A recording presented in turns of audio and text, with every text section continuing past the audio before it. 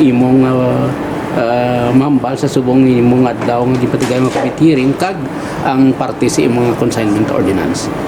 Very healthy ang aton nga committee hearing, kay apat kami ka board member nga nag-attend, si board member Kahilig, board member board member Soliano, board member Distura, later si board member Dibuque kag ako.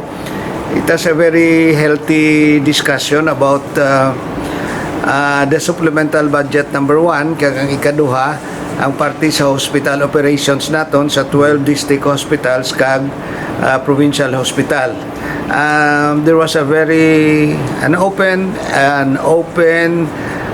and lively discussion about the operation of the different hospitals and the need for the medicines at the hospital level, and nag-discuss kami parte sa implementation sa consignment ordinance, and there is a need siguro nga i-revisit namon.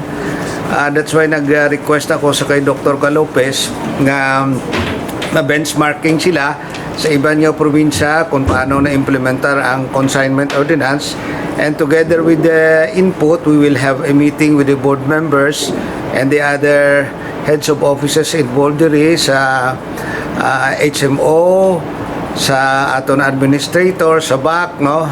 And we will gather all the inputs and perhaps we will discuss it with the governor, no? Kung ano gin man ang malabutan para nga ang demand sang kinahanglanon sang bulong sa hospital level, sa district hospital level, malabot kag mahatag naton, no, sa mga pasyente nga nagasulod sa aton yung mga hospital. Kaya muna ang concern naton sa subong.